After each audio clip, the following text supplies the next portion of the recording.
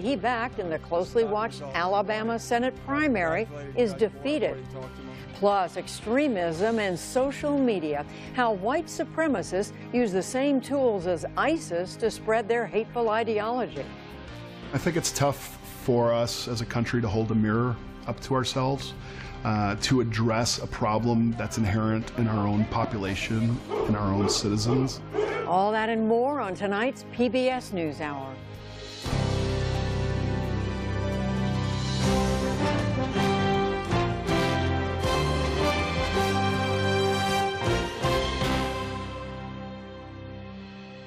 Major funding for the PBS NewsHour has been provided by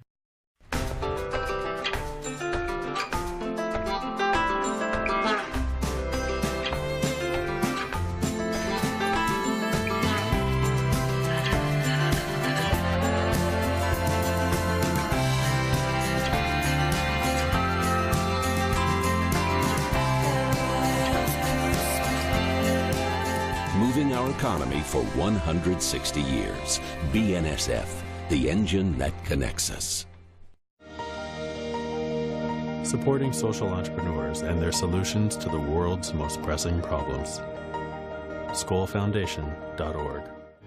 the Lemelson Foundation, committed to improving lives through invention in the U.S. and developing countries.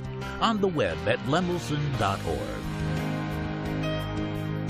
Supported by the John D. and Catherine T. MacArthur Foundation, committed to building a more just, verdant, and peaceful world. More information at macfound.org. And with the ongoing support of these institutions. This program was made possible by the Corporation for Public Broadcasting and by contributions to your PBS station from viewers like you.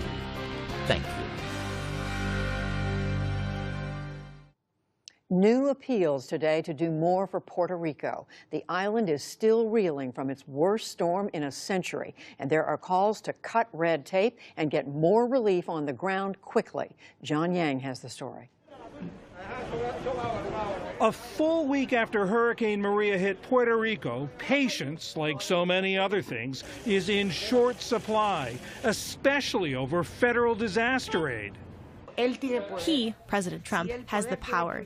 If he could show his power in Puerto Rico, things would be different, very different. Many people don't trust him. For a second straight day, President Trump defended his administration's response, saying the government is doing everything it can. Massive amounts of water, food, and supplies, by the way, are being delivered on an hourly basis.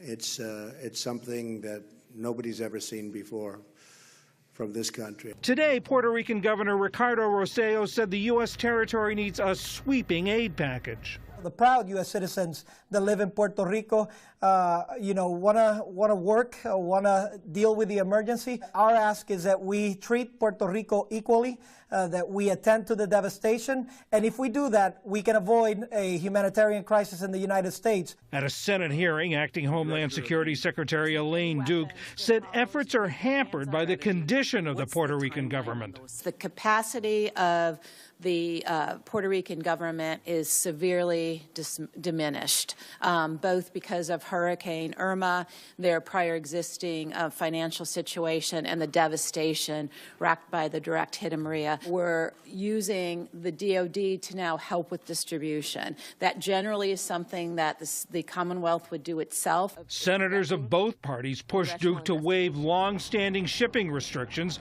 known as the Jones Act, to help get supplies to the island. That waiver was given to Houston, was given to Florida. It's a week to be able to get even a vessel to them. So the longer it takes to be able to get that waiver done, then vessels can't even start getting there. Much of the aid that has reached the island has not made it much farther than San Juan. They have not evaluated the real level of damage, and they are doing what they can, however they can. But since there isn't communication, people don't know what to do or how to do it. With help like a U.S. Navy hospital ship, the Comfort, still days away, states and municipalities have sent help on their own. Even individuals like NBA player J.J. Barea are pitching in. He borrowed the Dallas Mavericks team plane to fly aid into his native Puerto Rico earlier this week. For many on the island, it remains a do-it-yourself recovery with a patchwork of desperate fixes. We'll take a closer look now at the situation on the ground in Puerto Rico. For that, I spoke a short time ago with Camila Dominowski of NPR. She joined me via Skype from the capital, San Juan. Camila, I know you're in San Juan now, but I understand you've been out into some of the areas around, especially into the mountains. What have you found there? What are conditions like there? People have absolutely no power. Most people don't have any running water. The water situation in particular is quite dire. Where there is bottled water available in grocery stores, the lines are incredibly long. So when we were up in the mountains near Calle, near Ay Bonito, near Coamo, we saw people gathering water from mountain streams to drink, to cook with, to clean with, waiting in line for non-potable water that had been sitting stagnant in municipal tanks for days, and going to rivers to take baths and wash laundry. Many of these people, their homes were completely destroyed or partially damaged in the storm, and a lot of people said they haven't seen any aid whatsoever reaching their communities. The mayor of Coamo, I spoke with him this morning, and he said that the sum total of aid that his municipality received was 5 pallets of water, which is nothing compared to the need. You say people out in the hinterlands, as it were, are seeing very little aid. How does that compare with San Juan? San Juan is somewhat better off. It's still difficult for people to find resources even here. The lines for ATMs for cash are very long. The lines for gas are very long. I've talked to people who have driven all over the city looking for generators. I talked to a family whose generator was actually destroyed in the storm, and there's simply none to be found. But the food availability, the water availability here in the city is better off. People can buy things when they need them, which is not the case in some of these more isolated communities. So is it the case that the aid is getting into the city, but they can't get it out beyond it? Is that the situation? That's the frustration that I was hearing from people in these communities, and even from the mayors who I spoke with this morning here in San Juan, who were coming to petition to ask for more help, to say that they need more resources in their communities.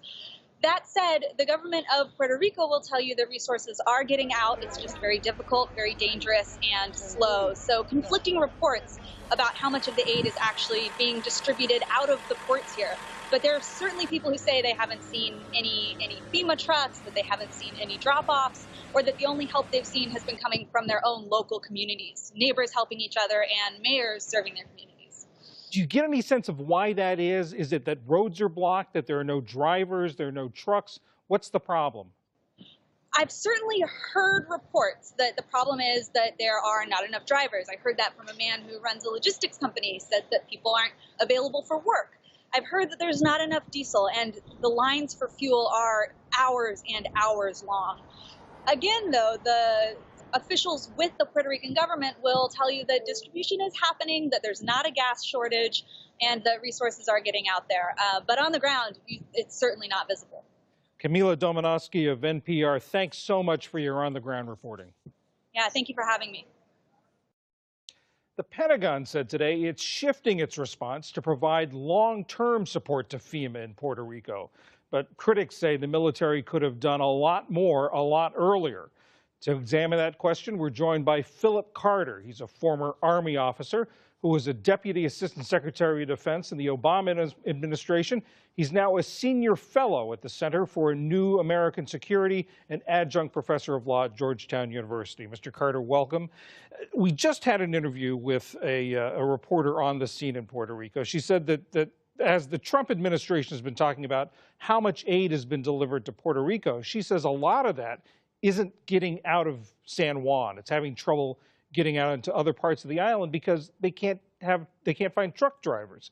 Is that something the military could have helped with? Absolutely. So Puerto Rico is a fairly large island. It's about 100 miles wide and 40 miles deep. It's got mountains on it that are up to almost 5,000 feet high. And the population's not just in San Juan, but it's all over the island. And so it's one thing to even get the supplies there. It's another to get it throughout the island to people who need it. And that's something that military units have a unique capability to do because they're used to pushing supplies in very arduous terrain, whether it's Puerto Rico, Korea, or Afghanistan. What else could the military or the Pentagon be doing in Puerto Rico? So Puerto Rico is unique. It's an island in the sense that you can't rely on adjacent states or counties for mutual aid when a disaster strikes. The military's got this unique, deployable logistics capability. They can pick up and move by air or sea to anywhere in the world. And that's the kind of capability Puerto Rico needs now. It needs power, clean water, food, medical care. And the types of support the military provides its own troops in combat can be life-saving in a place like Puerto Rico after a disaster like Maria. You talked about medical care. The Pentagon announced this morning that the hospital ship, the Comfort, had been requested to get underway, but it's not leaving until getting underway until Friday, and will take 5 days to get to Puerto Rico. That's right. And in the interim, there are ground units and others that can plug that gap and also do things so that Puerto Rico's existing infrastructure can continue to function. The Pentagon said today that roughly 50 of 70 hospitals are still operating, but they need fuel for their generators, medical supplies, clean water, and other supplies. And those are things the military can help with, too. Should the Pentagon have been asked to do more earlier in response to the hurricane? That's a hard judgment call. The FEMA and Defense Department were stretched already by Harvey and Irma, and for them to have leaned forward in the Maria response might have been too much. That said, they certainly underdid it, and now we're seeing the effects of that judgment call. And we've heard about the military being stretched between Afghanistan and Iraq and overseas, but are they stretched in terms of the domestic response to things like this? Yes, and part of the problem is that a lot of the logistics units necessary for the Puerto Rico mission come from reserve components. And it's harder to call them up and deploy them than simply snap your fingers and send the Marines or the 82nd Airborne Division down to Puerto Rico.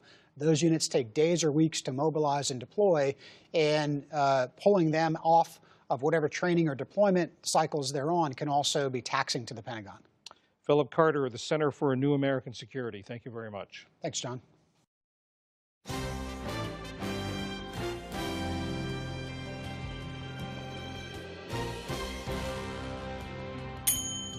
In the day's other news, the storm that devastated Puerto Rico returned to hurricane strength today off the outer banks of North Carolina. Maria's sustained winds of 75 miles an hour pushed water into dunes and eroded large sections of beach. The surge also flooded the only road through Hatteras and Ocracoke Islands. More than 10,000 vacationers were forced to evacuate earlier this week. President Trump and congressional Republicans proposed a sweeping tax reform plan today that could total $5 trillion. It would lower the top tax rate for corporations, double the standard personal deduction, and reduce the number of personal income tax brackets from 7 to 3. We'll explore the plan in detail after the news summary.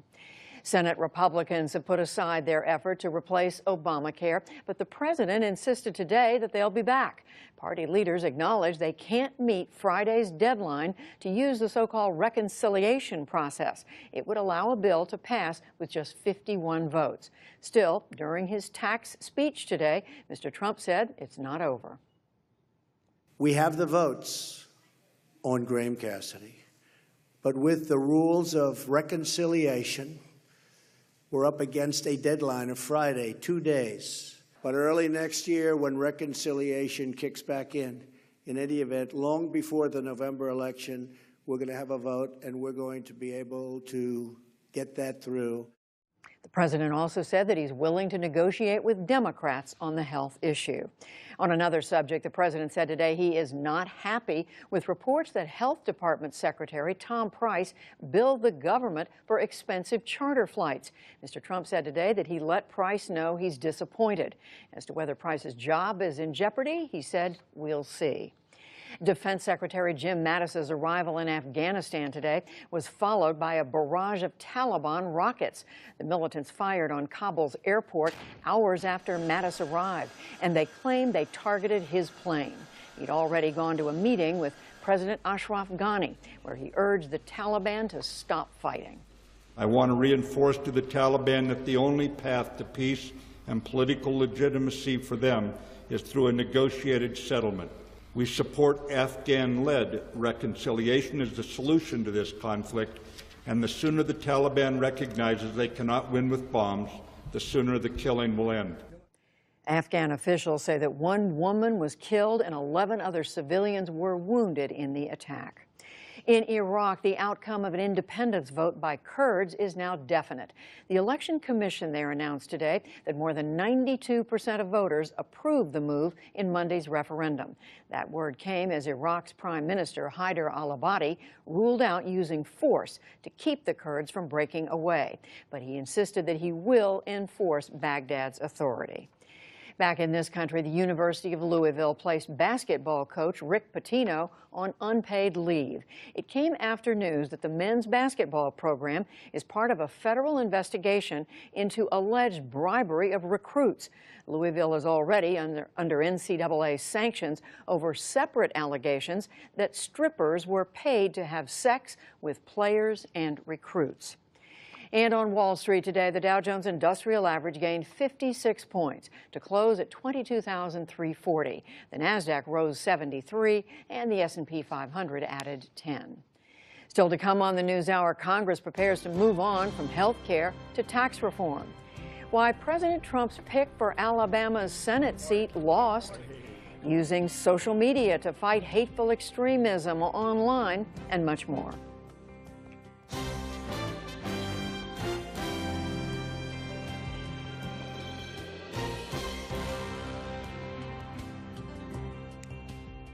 The president launched a major campaign today to pass big tax cuts and perhaps the most sweeping overhaul of the tax code in more than 3 decades. Many key details are not yet decided. Whether he can succeed is very much an open question. But the president and congressional leaders said today they have ambitious plans, which include cutting the corporate tax rate to 20%, reducing the number of individual tax brackets to just 3, with tax rates 12%, 25%, and 35%, and doubling the standard deduction for individuals and families. President Trump told supporters in Indianapolis that the tax code is a relic that must be simpler. Americans waste so much money, billions and billions of dollars, and many hours each year to comply with our ridiculously complex tax code. More than 90% of Americans use assistance to prepare their taxes. Under our framework, the vast majority of families will be able to file their taxes on a single sheet of paper. For more on what we know and what we don't know about the Republicans' tax proposal, we turn to Greg Ip, who writes on economic and financial matters for the Wall Street Journal. Greg, welcome back to the program. So what is the core idea here? What are the president and the Republicans trying to do? There are 2 core ideas in this proposal. The first one is lower corporate taxes so that American businesses will have a higher incentive to invest. That raises economic growth and wages for everybody. And it makes the United States a more competitive place to locate head offices and businesses. Right now, the U.S. has the highest corporate tax rate in the developed world. After this reform, it would have one of the lowest. The second big piece is something that Donald Trump has been very emphatic about from the campaign trail and now. That is a big middle-class tax cut. So then who are the winners and the losers based on the information they've provided so far? Well, right now, first of all, they haven't put out a fully, detailed document, so it's impossible to say for sure. But we know that right now, the business side is very much a winner. They see the corporate rate drop from 35% to 20%. They get to write off the cost of all their new equipment right away instead of taking several years to do it. We move to a so-called territorial system, which means that instead of taxing them on their profits no matter where they earn it, we only tax them on their American profits.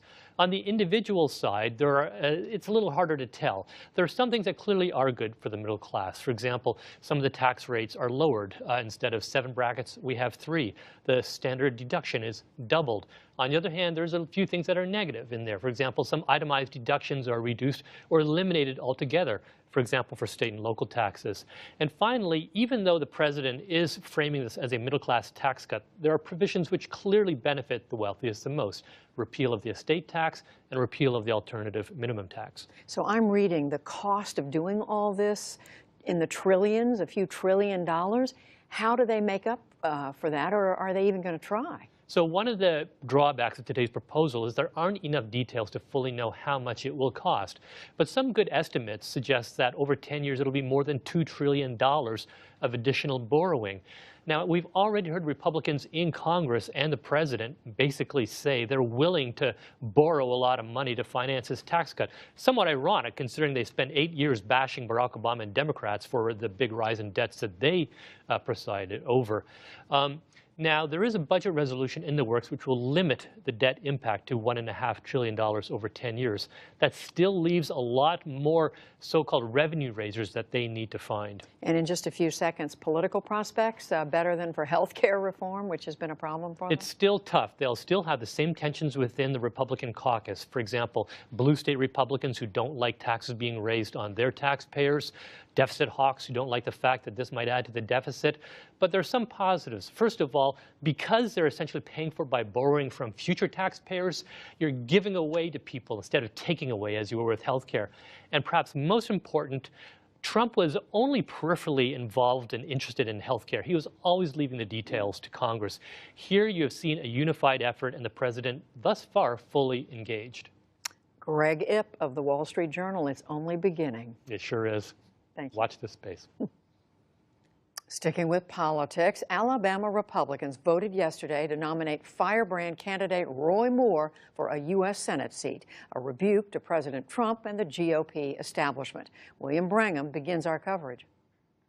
I certainly support President Trump's agenda. Roy Moore took a cable TV victory lap today. The Alabama GOP's newly minted Senate nominee celebrated his win from yesterday and even promised to support the president who campaigned against him. Well, I don't think the president knew me, and I think that when he gets to know me, that he'll understand that I do support a very conservative agenda for this country. For his part today, President Trump suggested he was encouraged by the prospect of a Senator Moore coming to Washington. We have a man who's going to be a great senator, and I'm very happy with that. I spoke to him last night. I never met him. I never spoke to him. I'm very happy with him. Last night, Moore prevailed in a primary runoff against Luther Strange, the incumbent. Strange had the backing of not just Mr. Trump, but also Senate Majority Leader Mitch McConnell, but Alabama voters had a different idea. I'm telling you, the political winds in this country right now are very hard to navigate. They're very hard to understand. Strange had only been in the seat since February. He was appointed to replace Jeff Sessions when Sessions was named Attorney General. Moore, meanwhile, is well known in Alabama as a staunchly conservative Christian evangelical. He served as the former Chief Justice of the Alabama Supreme Court, but on 2 different occasions was removed from his duties. The first time was in 2003, when Moore refused to remove a 10 Commandments display from the lobby of the state courthouse. And then last year, he was suspended permanently after urging other judges in the state to defy federal court rulings on same-sex marriage. Moore also faced criticism earlier this month when he used crude derogatory terms to describe certain minority groups. Now we got blacks and whites fighting, reds and yellows fighting, Democrats and Republicans fighting. The runoff between Moore and Strange pitted some top Republicans against one another, each side claiming the mantle of President Trump and his agenda.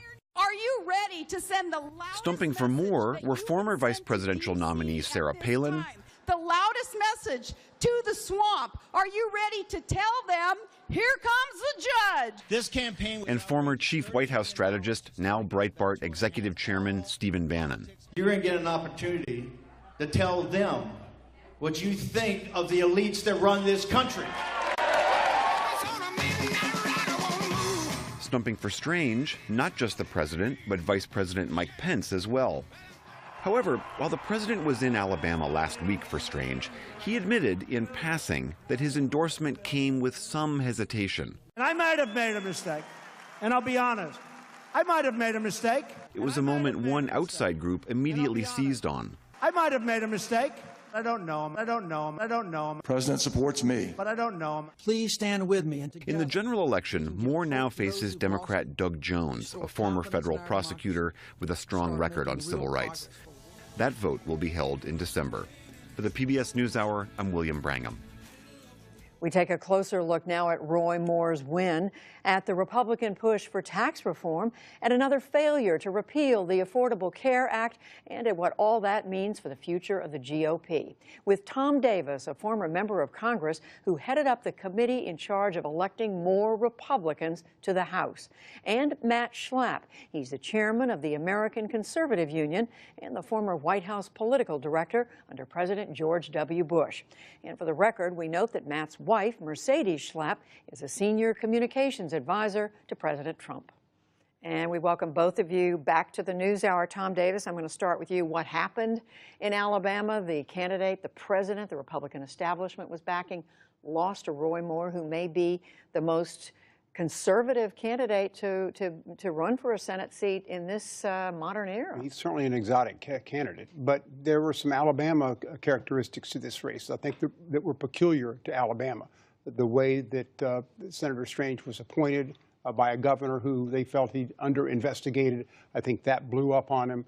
I think a Luther Strange run, basically not as the incumbent and appointed by that governor, you might have had a different result. I wouldn't read too much into this election. What do you mean? I think that this was a very Alabama-centric dynamic in this race that defeated Strange, who was appointed by a governor who ended up resigning. Matt Schlapp, do you agree with that, that it may not have a wider meaning? And what do you think it means for the general election there? Well, to continue this full disclosure, I also have to let you know that Tom Davis's son used to work for me, so I don't know what's going on here. But who's a great young man. But I think that this election in Alabama actually is indicative of a very big trend that's going on within Republican politics. I agree with Tom completely that there are reasons why this election went the way it did, and it did have to do with what was seen as a corrupt bargain about the former governor and the fact that Strange was an appointed candidate, and then he got so imprinted with the leadership in the Senate. None of those things were positive. I think the big trend we have to understand is that Republicans, it's not that ideological. It's not really moderate versus conservative right now. Republicans out there in the country, they are just so frustrated that on the big central issues, they don't see Republican majorities in the House and the Senate fulfilling the promises, starting, number one, with Obamacare. And they got to get taxes done. If they stub their toe on that, we are going to be in a very, very bad situation as a party, because it's going to look like we're not delivering on the promises we've made. Well, how big a setback, number one, Tom Davis, is this for the president, for Mitch McConnell? And what is it potentially going to mean for other Senate races? Well, it's a shot across the bow to the Republican leadership in both the House and Senate that they better get their act together and exercise some teamwork and get some things passed. What hasn't been talked about, and there were a couple special elections yesterday in state legislatures. Republicans lost a state Senate seat in Florida, and they lost a state House seat in New Hampshire. It was a heavy, strong Republican seat. What's happened is you're finding the Republican vote being depressed at this point. Republicans are kind of down on their party, and Democrats are really juiced at this point, have a lot of excitement, and that can really skew turnout in favor of Democrats if the Republicans don't do what Matt Schlapp said they need to do, and that is pass some of these things that Republicans elected them to do. How do you see this, Matt? How big a setback for the establishment is what I mean? It's big. I mean, and once again, I don't think it's as ideological as some like to portray it. Yes, Roy Moore is a very conservative guy, and he's a strong Christian conservative. But really, the dynamic in Alabama was who could be closer to Trump.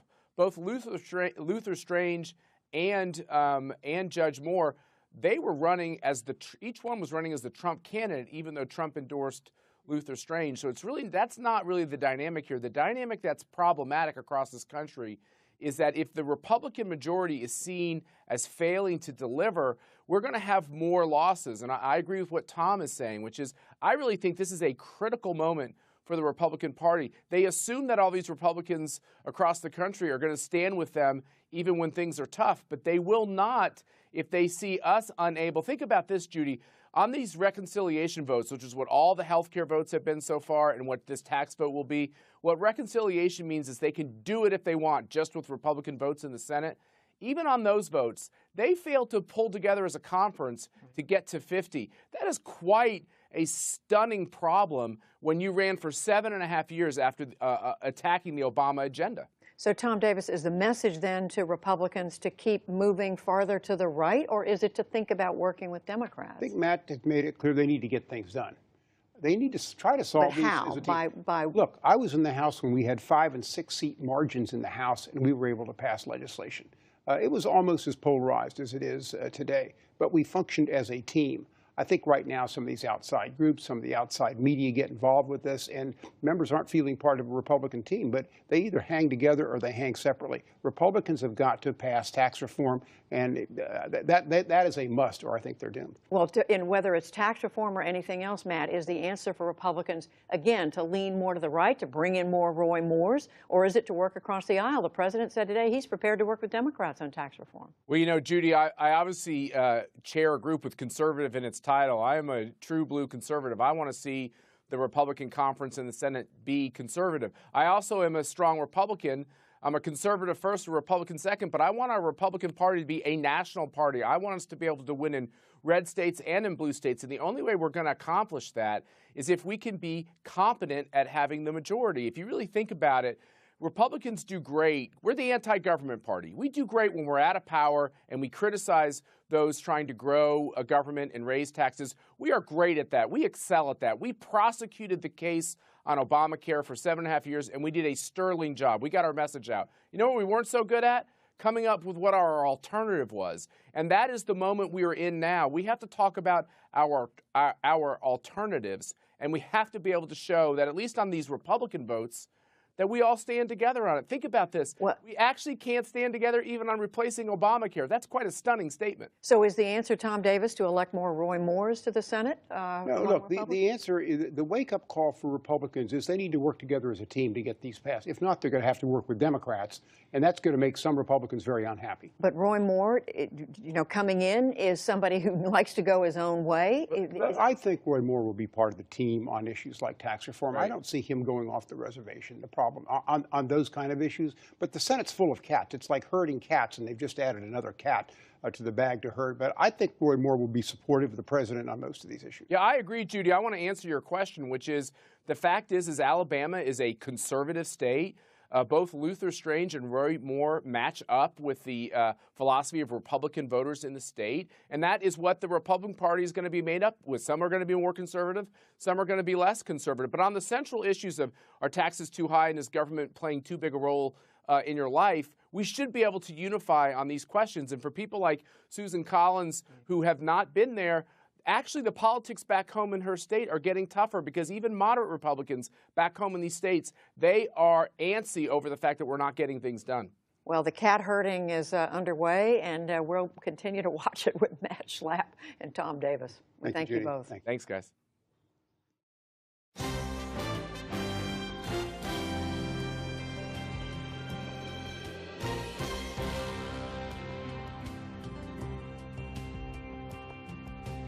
Stay with us. Coming up on the NewsHour, 2 Americans with differing responses to the Vietnam War find common ground in healing. And a debut novel receiving rave reviews. But first, the dangers of domestic terrorism, extremism, and efforts to counter its use of social media.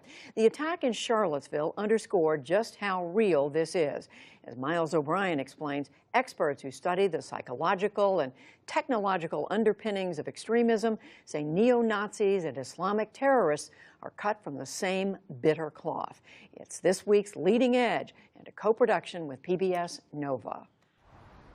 We want to make sure that people can openly talk. At the University of Illinois, Chicago, on this summer morning, a small group of determined people gathered in a classroom. Let's talk about ground rules. To figure out what they can do about terrorism. My name's Humaira Khan, and your name? Humaira Khan was schooled as a nuclear engineer. She holds 4 degrees from MIT. But now she is doing something perhaps more complex and most certainly less predictable than splitting atoms. In sessions she calls Viral Peace, she tries to find ways to battle extremism online, using social media to counter the narrative. The idea is teaching them how to recognize when they are being manipulated, and then teaching them the skill sets for how to respond. Should they respond? When should they respond? And using social media to come up with their own campaigns. Because it's like these people are so set in their ways. She thinks stories effectively told on social media can motivate people to turn away from violence. Participants identify flashpoint issues and underlying causes of extremism. In my local community, that would be considered as like collaborating. Problems are posted, sifted, and prioritized. Then they work on their own campaign. And the best way to get to a point where we can encode these visions is to fix the way campaigns are financed. The winner gets $1,000 to implement the idea. But this is not just about Islamic terrorism. It's about all kinds of hate and extremism. My name's Christian Picciolini. I'm the co-founder of Life After Hate. Christian Picciolini is a former white supremacist skinhead who was the lead singer in a racist heavy metal rock band. Some people get intercepted by extremists. He ran an organization focused on identifying white supremacists who might be convinced to walk away. De-radicalization. Safe place for people who are involved in hate groups to leave. I think it's tough for us as a country to hold a mirror up to ourselves, to address a problem that's inherent in our own population, in our own citizens. The ugly scene in Charlottesville made it difficult to avoid that mirror. Charlottesville is a great place that's been very badly hurt over. President Trump was reluctant to blame white supremacists and neo-Nazis for the violence and offered support for their protest march to save a statue of Robert E. Lee. I think there's blame on both sides. And Former Ku Klux Klan Grand Wizard David Duke said he was thrilled by what the president said. What's scary about Donald Trump and what's happening is not that he's creating racists. I don't believe that. I believe that these people existed. He's created a safe place for them to now vent. And he has retweeted messages from neo-Nazis, giving them a global audience. J.M. Berger is a fellow with the International Center for Counterterrorism. If you are somebody who believes that white people are being subjected to genocide, and you know that desperate measures are required to preserve the existence of the white race, and you get Donald Trump to retweet your content, then suddenly you have an audience of millions of people that you didn't have before. Berger studies the links between extremism, terrorism, and the internet. He has carefully tracked the rise of online recruitment and propaganda created by Islamic terrorists. Social media has inherent advantages for extremists that mainstream movements don't have, and ISIS is only the first group to realize this, and we're going to see many others. I think we're in for a decade or more of significant instability that can be attributed to the interconnectedness of the world. Social media companies have had some success thwarting the online threat from ISIS because the message is so extreme and so violent. It's easier for these companies to step on them. White nationalists, while they are marginalized in our society, they are still very much embedded in our society, and you know they're currently enjoying a pretty good run of mainstreaming some of their beliefs. If they're not advocating for violence directly, it's a much harder problem. And until we can classify white extremism as terrorism, it won't have the same resources, won't get the same priority, and it won't get the same funding to fight it. The Trump administration has gone in the opposite direction, killing a $400,000 grant for Christian Picciolini's Life After Hate group. You will not replace us! It was part of a broader effort to cut federal funding for campaigns against domestic terrorism. But should the Trump administration treat white extremism differently? Not according to University of Maryland psychologist R.E.A. Kruglanski. There's a universal process that prompts people to the extremes, prompts them to deviate from the mainstream and move to the fringe. And the same process applies to neo-Nazis in Germany, Sri Lankan Tamil Tigers, Muslim extremism, or the militia, the far right in the United States. Kruglanski says extremist groups thrive during times of uncertainty by offering simple black and white answers in a world filled with many shades of gray. Their messages, transmitted via Twitter, Facebook, and the like, offer something they crave: certainty. The psychological term is cognitive closure. At the psychological level, it's a very same dynamic that gives us ISIS, because ISIS also thrives on a very clear-cut ideology that promises the world and promises order and fame and structure, and that's what Trump promises as well. Terrorism expert J.M. Berger believes the internet is hastening the polarization of our society, and he says there's no easy way to stop it. I don't think that a solution is going to come around soon. I think it's going to take quite a while, and I think that identity-based extremists are going to get the most benefit out of these technologies, and I think that we're going to see the things we've seen with ISIS with other groups. But the proliferation of the internet and social media cuts in both directions. Everyone shapes you. Everyone you meet has a purpose in your life. And that is what has brought these people together in Chicago. While there is a lot of misinformation and a lot of recruitment to extremism happening online, it also serves as a wonderful platform for counter-narratives, for people to reach others with an alternate message to what the extremists are proposing, and also to link to facts so people can do their own homework. The ones who had actually dropped out of high school. Humaira Khan strongly believes in promoting a counter-narrative, stories that can motivate people to turn away from violence. We are talking about a minuscule, less than a percentage, which means we have the numbers on our side if we can actually mobilize them to actually do good, not just watch, but actually step up and say, okay, I have a role and I will do it. You must break down these things like that you've conditioned. Extremists have always been among us, and they have always been small in number. But these days, everyone owns a global megaphone. Because anyone can have a role in bringing others into the community. In Chicago, I'm Miles O'Brien for the PBS NewsHour.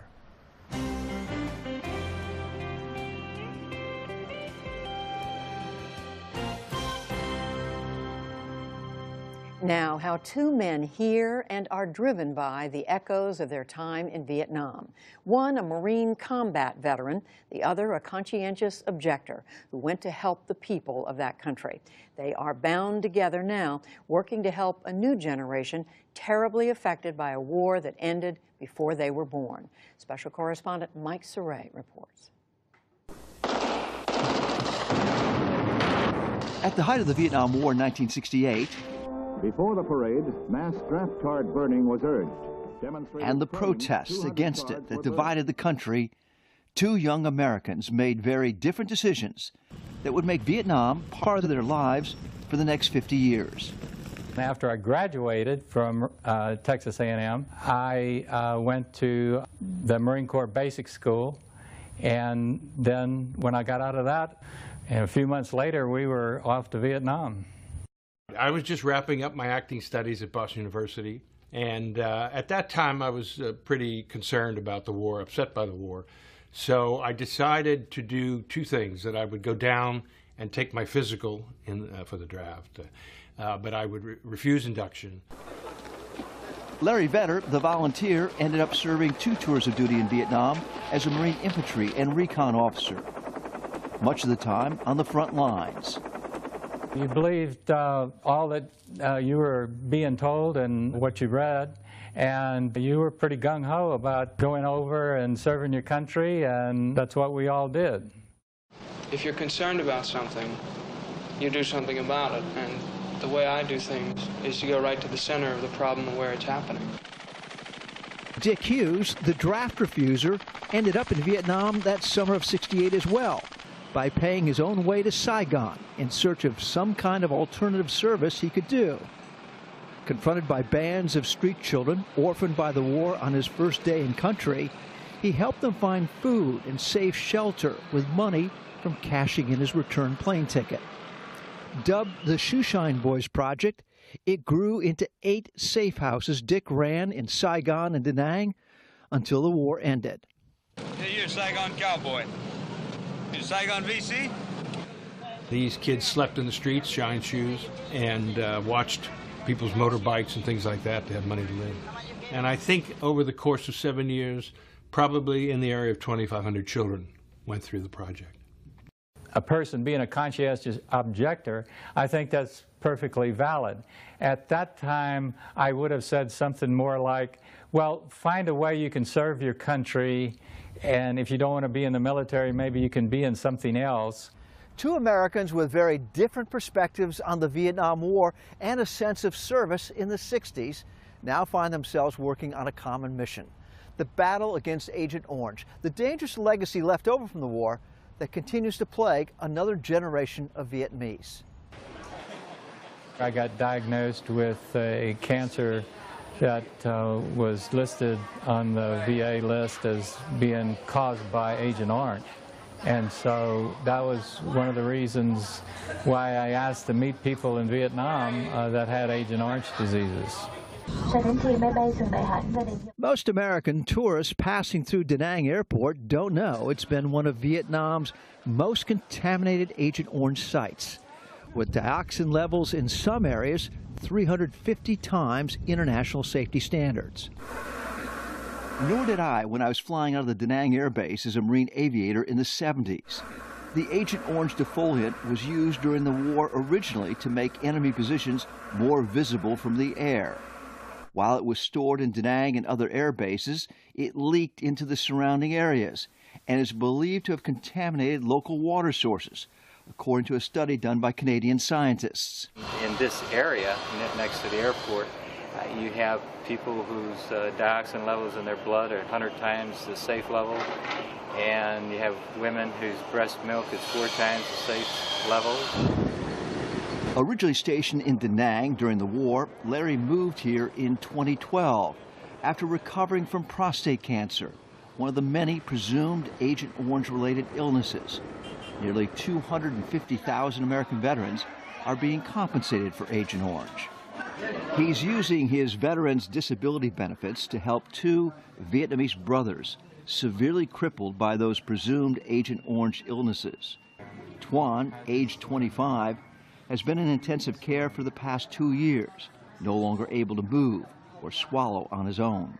By the age of 8, he was seriously showing symptoms, stumbling, not having the strength to pull himself up. They saw some American doctors. The American doctors told him that they thought it was likely disease caused by Agent Orange. The family Larry is helping camps outside on the hospital's walkway because Vietnamese families are responsible for feeding and bathing their hospitalized relatives. The mother, Hoa, really works very hard trying to hold the family together. Her husband is paraplegic, 2 boys quadriplegic. I guess I feel a little bit of a national guilt of what we did here in Vietnam to so many people. I need to, just in my own little way, try to help. The Agent Orange problem has also drawn Dick Hughes back to Vietnam, where some of his former shoeshine boys are helping him work with another generation of children still at risk from the war. We decided to form a thing called Loose Cannons and try to get some assistance to people in Vietnam who had been exposed to dioxin and who needed some help. Most people think Agent Orange was something that happened in the war. They don't realize that the byproduct of Agent Orange, dioxin, is still in the soil, in the vegetation, in the fish, and that people today are being born with deformities and illnesses. It's also being passed down in the genes. The Red Cross estimates there's 3 million people in Vietnam today suffering with Agent Orange. And it wouldn't take so much really to help them, but they are a constituency very far away. While Larry tries to generate support for his and other Agent Orange families through his Children of War social media campaign, Dick has taken his Loose Cannons advocacy mission to Washington to persuade legislators to include funding for Agent Orange victims' assistance programs in the Defense Department's budget. Senator Sheldon Whitehouse first met Dick in Saigon in 1972 while visiting a shoeshine boy's house with his father, who was serving there as the deputy U.S. ambassador to Vietnam. They let me through. That's the other thing you better double. It is like a circle. You know, we started off on different sides of it, but now we ended up at the same place. I think it's interesting that those who served in Vietnam in different ways have come together to help in solving the last of the wounds of the Vietnam War. For the PBS NewsHour, Mike Saray, Da Nang, Vietnam.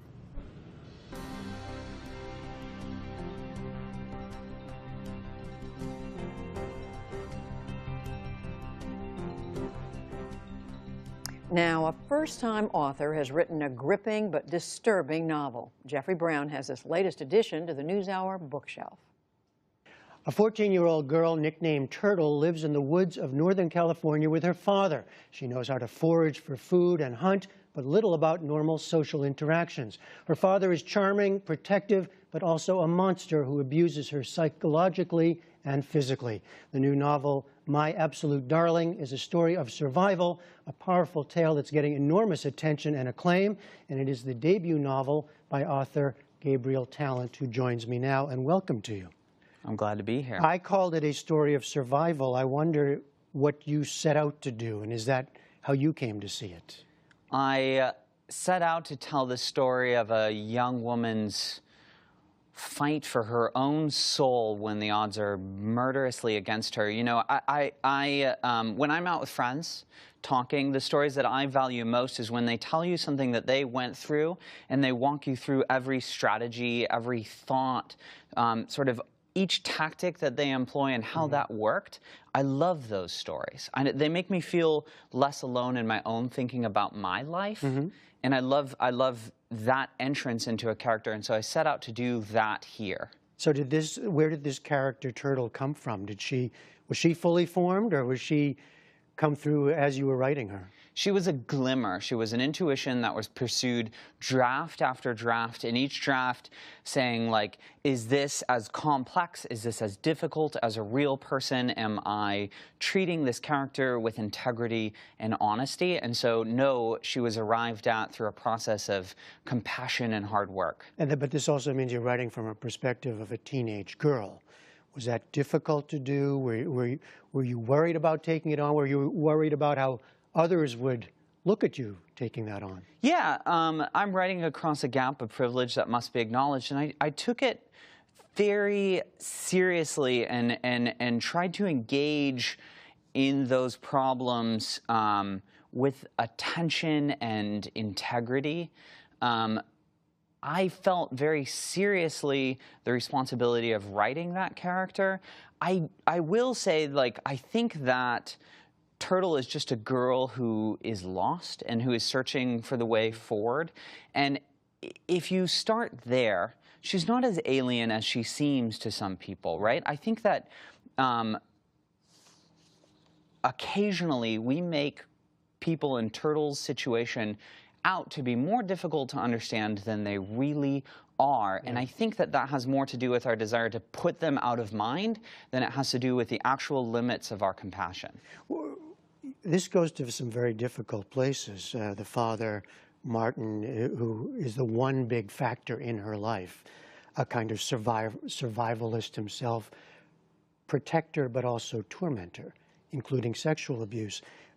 Was there a point when you kind of realized what you were writing and perhaps had second thoughts, or what am I doing here, or where am I taking this? Yeah, so I'd set out to write about some of these themes, and because I'm very interested in why we destroy, like, problems of feminism and environmentalism seem intricately linked to me. Like, these seem like human rights issues, like social justice issues. How are they linked? How are they linked? They are linked in the fact that we destroy things that matter to us. Like, they are linked because we are not taking women seriously in culture. They are linked because we're not taking the environment seriously as something more than a stage on which we play out our human dramas. And I think that when we fail to do that, everyone suffers. Like, this culture of callousness and destruction and hatred of women is common to us all, and a grievous issue that we need to take on. And so I was interested in writing about those issues. You know, I mentioned this is your first book, and it came, and You seem to have appeared out of nowhere for many of us, but this book came with out-of-the-world praise and blurbs. Stephen King calls it a masterpiece, compares it to To Kill a Mockingbird and Catch-22. Now, that's pretty heady stuff, right? It has been incredible. You know, I wrote a challenging book, and I was aware writing it that it was a challenging book, right? Yeah. And I sort of knew no other metric but then to follow what I thought was true. Like my ambition was I thought I had good observations. I thought I knew some true things about this predicament. And I wanted to put them in fiction so that someone might feel less alone. But I knew that the book was going to be challenging because of that, because of what the project is. And I have found allies. And that has been amazing, and it has been so incredible that people like Mr. King and Celeste Ng supported the book when they have no stake in my career. It has been profound to witness those sort of acts of literary generosity, and it's made for an eye-opening entrance into this community. All right, the new novel, My Absolute Darling, Gabriel Talent. Thank you very much. Thank you. Strong stuff. And that is the NewsHour for tonight. I'm Judy Woodruff. For all of us at the PBS NewsHour, thank you and good night. Major funding for the PBS NewsHour has been provided by BNSF Railway. Supported by the Rockefeller Foundation, promoting the well-being of humanity around the world by building resilience and inclusive economies. More at rockefellerfoundation.org. And with the ongoing support of these individuals and institutions.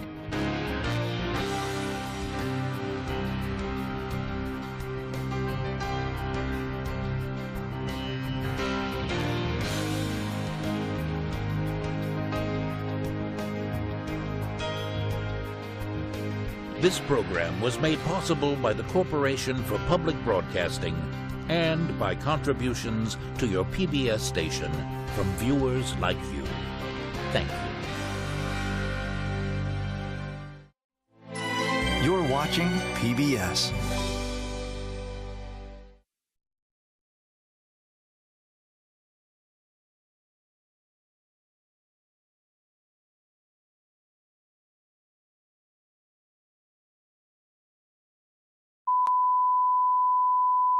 Foundation, committed to improving lives through invention in the U.S. and developing countries. On the web at lemelson.org. Supported by the John D. and Catherine T. MacArthur Foundation, committed to building a more just, verdant, and peaceful world. More information at macfound.org. And with the ongoing support of these institutions. This program was made possible by the Corporation for Public Broadcasting and by contributions to your PBS station from viewers like you. Thank you. New appeals today to do more for Puerto Rico. The island is still reeling from its worst storm in a century, and there are calls to cut red tape and get more relief on the ground quickly. John Yang has the story. A full week after Hurricane Maria hit Puerto Rico, patience, like so many other things, is in short supply, especially over federal disaster aid. He, President Trump, has the power. If he could show his power in Puerto Rico, things would be different, very different. Many people don't trust him. For a second straight day, President Trump defended his administration's response, saying the government... People gathering water from mountain streams to drink, to cook with, to clean with, waiting in line for non-potable water that had been sitting stagnant in municipal tanks for days, and going to rivers to take baths and wash laundry. Many of these people, their homes were completely destroyed or partially damaged in the storm, and a lot of people said they haven't seen any aid whatsoever reaching their communities. The mayor of Coamo, I spoke with him this morning, and he said that the sum total of aid that his municipality received was 5 pallets of water, which is nothing compared to the need. You say people out in the hinterlands, as it were, are seeing very little aid. How does that compare with San Juan? San Juan is somewhat better off. It's still difficult for people to find resources even here. The lines for ATMs for cash are very long. The lines for gas are very long. I've talked to people who have driven all over the city looking for generators. I talked to a family whose generator was actually destroyed in the storm, and there's simply none to be found. But the food availability, the water availability here in the city is better off. People can buy things when they need them, which is not the case in some of these more isolated communities. So is it the case that the aid is getting into the city, but they can't get it out beyond it? Is that the situation? That's the frustration that I was hearing from people in these communities and even from the mayors who I spoke with this morning here in San Juan. Then vessels can't even start getting there. Much of the aid that has reached the island has not made it much farther than San Juan. They have not evaluated the real level of damage, and they are doing what they can, however they can. But since there isn't communication, people don't know what to do or how to do it. With help like a U.S. Navy hospital ship, the Comfort, still days away, states and municipalities have sent help on their own. Even individuals like NBA player J.J. Barea are pitching in. He borrowed the Dallas Mavericks team plane to fly aid into his native Puerto Rico earlier this week. For many on the island, it remains a do-it-yourself recovery with a patchwork of desperate fixes. We'll take a closer look now at the situation on the ground in Puerto Rico. For that, I spoke a short time ago with Camila Dominowski of NPR. She joined me via Skype from the capital, San Juan. Camila, I know you're in San Juan now, but I understand you've been out into some of the areas around, especially into the mountains. What have you found there? What are conditions like there? People have absolutely no power. Most people don't have any running water. The water situation in particular is quite dire. Where there is bottled water available in grocery stores, the lines are incredibly long. So when we were up in the mountains near Calle, near Ay Bonito, near Coamo, we saw... He backed in the closely watched Alabama Senate primary is defeated. Plus, extremism and social media, how white supremacists use the same tools as ISIS to spread their hateful ideology.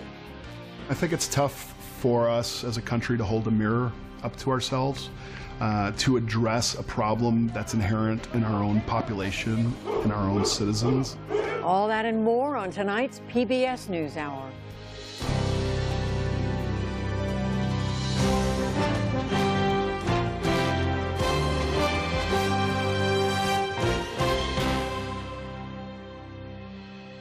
Major funding for the PBS NewsHour has been provided by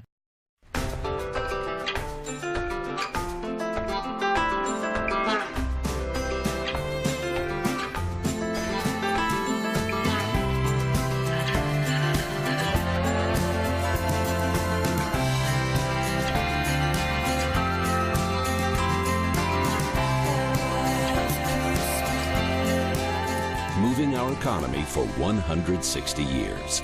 BNSF, the engine that connects us. Supporting social entrepreneurs and their solutions to the world's most pressing problems.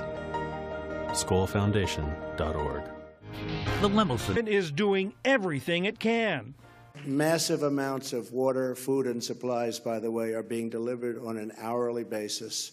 It's something that nobody's ever seen before from this country. Today, Puerto Rican Governor Ricardo Rosselló said the U.S. territory needs a sweeping aid package. The proud U.S. citizens that live in Puerto Rico, want to work, want to deal with the emergency. Our ask is that we treat Puerto Rico equally, that we attend to the devastation, and if we do that, we can avoid a humanitarian crisis in the United States. At a Senate hearing, Acting Homeland Security Secretary Elaine Duke said efforts are hampered by the condition of the Puerto Rican government. The capacity of the Puerto Rican government is severely diminished, both because of Hurricane Irma, their prior existing financial situation, and the devastation wreaked by the direct hit of Maria. We're using the DOD to now help with distribution. That generally is something that the Commonwealth would do itself. Senators of both parties pushed Duke to waive long-standing shipping restrictions, known as the Jones Act, to help get supplies to the island. That waiver was given to Houston, was given to Florida. It's a week to be able to get even a vessel to them, so the longer it takes to be able to get that waiver